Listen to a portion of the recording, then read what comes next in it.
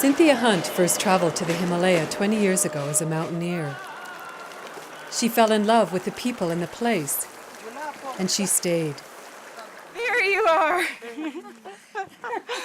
Julia, Magalanirang. Yeah, Shabbat. It's a VEC chair and the head of the women's committee. And my buddy. In 1989, she founded a non-government organization she calls Health Inc., which stands for Health, Environment and Literacy in the Himalaya. Okay, like they don't come health clinic first trimester. What began as a passion for the mountains is now a full-time job implementing much-needed health education in the region of northwest India called Ladakh.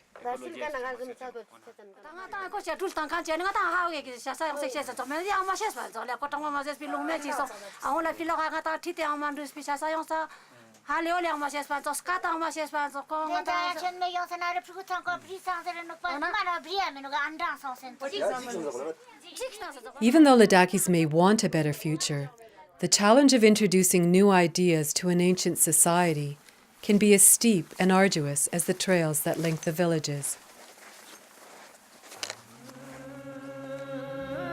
This is Cynthia's home. Ladakh is a former Buddhist kingdom that lies in the Muslim state of Jammu and Kashmir, within the predominantly Hindu nation of India.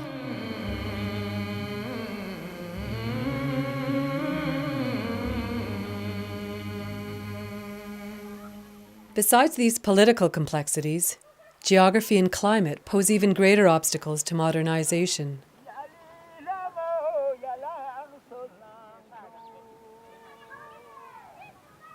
Ladakh is one of the highest and driest inhabited places on Earth. Centuries ago, when Silk Road caravans crossed Central Asia, they brought not only material riches to Ladakh, but also new ideas. The leisurely gait of pack animals dictated the rhythms of life and the rate of progress.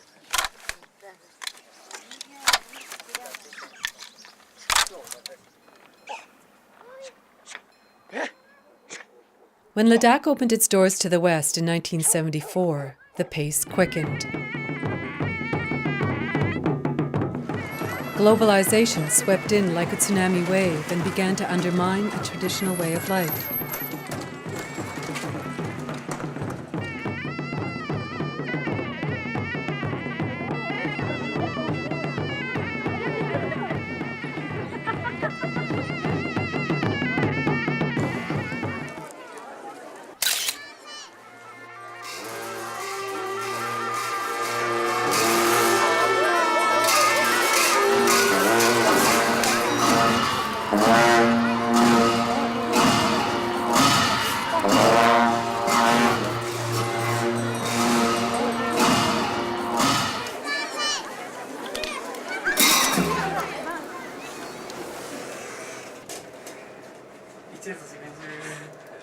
What's happening now is that the pace of change is so rapid, it becomes overwhelming. Before, people always felt in control of change. If an idea made sense, they tested it over a long period of time and they adopted it into their culture. But now, everything is just barreling into the villages. And when people lose that sense of control, they lose their sense of dignity and self-reliance.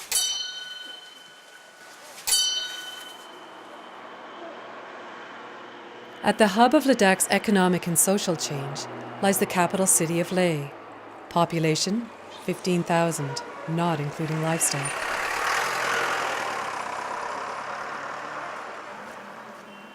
In spite of progress in Leh, the outlying villages still lack basic health and education services. 90% of village women suffer from anemia and cannot read or write.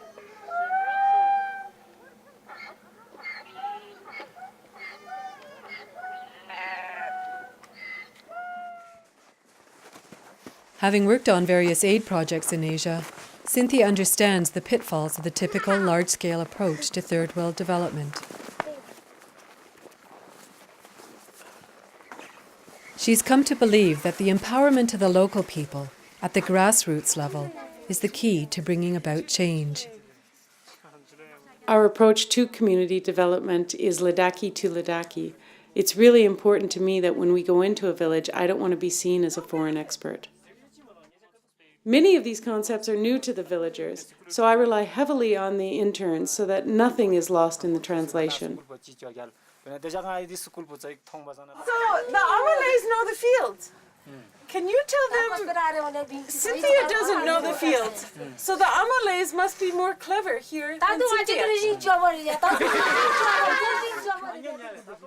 Whether it's the World Health Organization or the United Nations or some think tank, their studies show that when these investments are made in health and education, it really changes lives.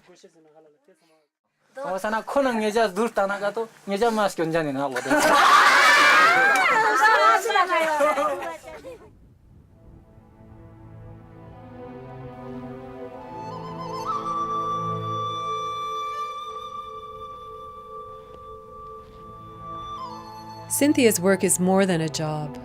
It's her calling. But it comes at a high price.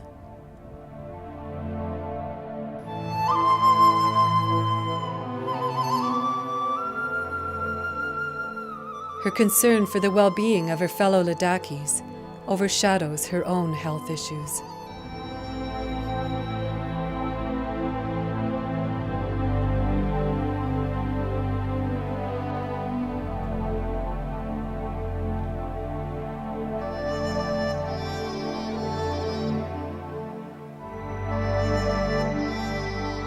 Some people have bad hair days. I have bad liver days.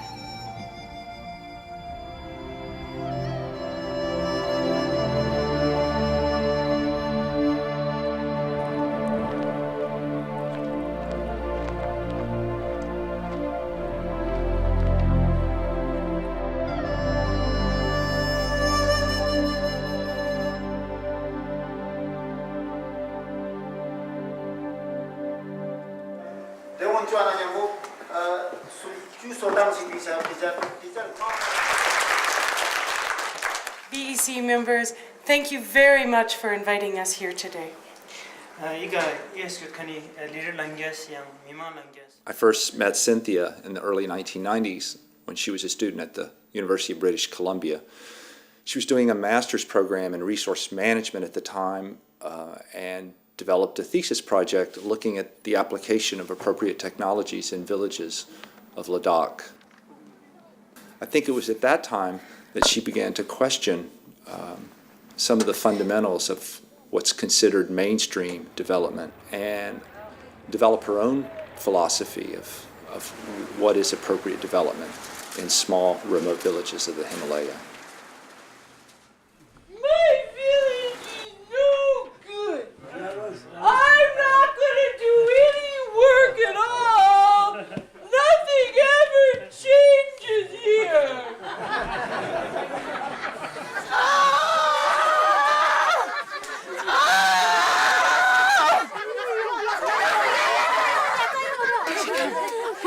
Okay, Georgia, you take there, I'll take you. Okay, ready? Ready? Cheek. Many consider Cynthia eccentric, and some question her approach because she doesn't have a large office. She travels using public transportation. Cynthia has elected to live a life like a Ladakhi and to take a salary like that of her coworkers who are from Ladakh, and to forego the high salary that would be expected by anyone with a graduate degree working in the third world and heading up a small NGO. She has, in some ways, had to sever many of her long-lasting relationships because she understands that being in Ladakh for an extended period of time, making a commitment to small communities, is what's needed there.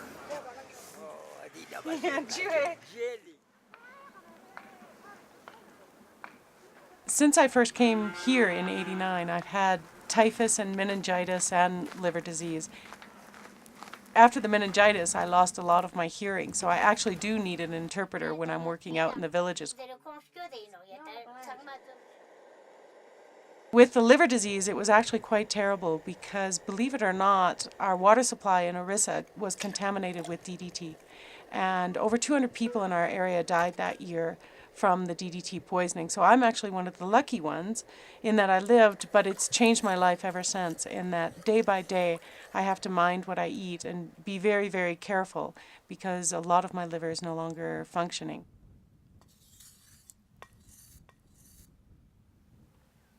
If they grow only one crop, that's barley, I think it's very difficult to... The two interns who are in our program now are typical of all the interns that we have in our program.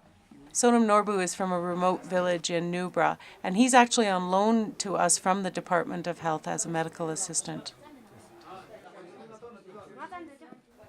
Punsak Stanzin comes from the Changtang. He's from a nomad family right up against the border in far eastern Ladakh.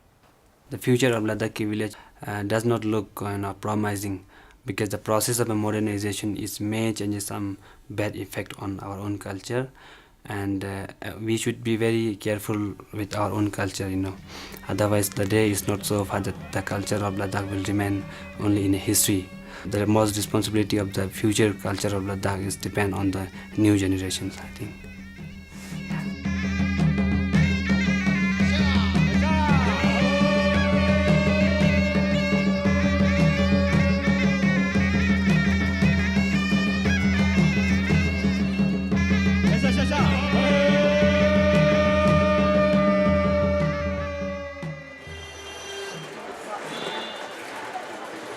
A culture needs its mother tongue in order to survive. In Ladakh, English and Urdu are taught in government schools. The lack of basic health and nutritional information in the local Ladakhi language motivated Health Inc. to start publishing books. Yeah, Julie, welcome to our fancy office, publishing books, and we are scanning a book into the computer, and one of the most important part of this project is to train us how to make a book, and we are getting on-job training. This part of the work has actually been a really interesting challenge. I'd never drawn before 5 years ago, and unfortunately one of the things that happened was that our artist died right before we had a big deadline for getting out one of our books, and so I had to just do the drawing myself and send it off. But one of the things that's nice is that I've found over the years I really enjoy doing this work, and it's grown on me, and it's been a really nice connection with the children.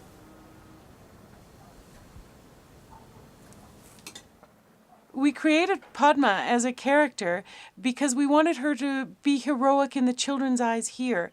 We wanted her to be clever and get out of tough situations and do things that really made sense in their day-to-day life. Everybody knows who Padma is now.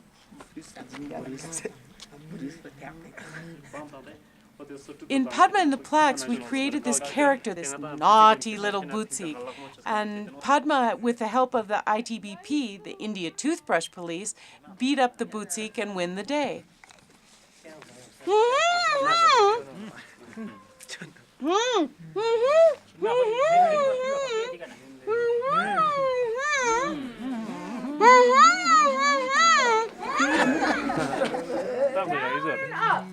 Down and up. Very good.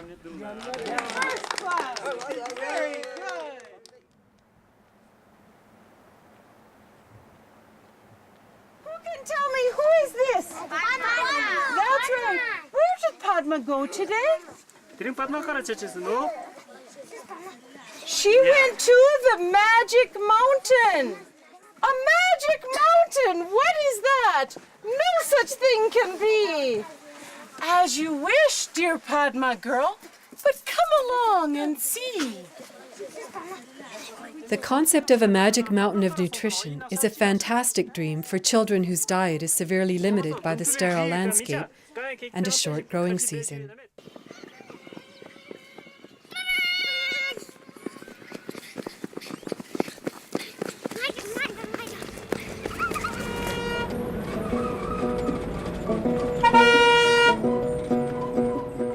The team of Cynthia, Stunzen, Norbu, and Suzanne Johansson, a Danish volunteer, heads out from Leh westward along the Indus Valley.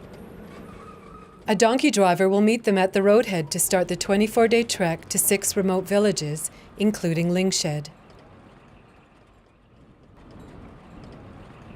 On this trip, they'll conduct a nutritional survey, field test their latest book, and hold meetings with villages that have requested their assistance. So we've already done hygiene and oral health, the 2 books that are still needed. Suzanne Johansson's from Denmark, and she's a volunteer that's been working with us for the past 5 years. As a nurse's assistant and a teacher, she really understands the importance of education when we're talking about health in remote areas.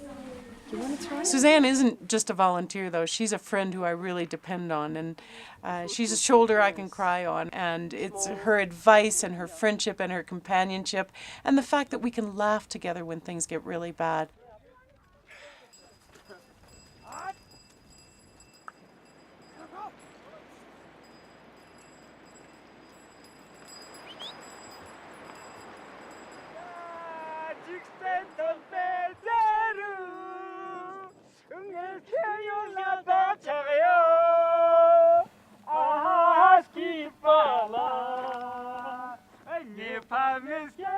It's only when you traverse the land on foot that you begin to understand how the farmers of Ladakh have maintained a fragile toehold in a place that can't withstand even one mistake in its development. Climate change is already being felt here. Precious water sources are drying up as glaciers recede, and centuries-old villages must relocate due to water shortages.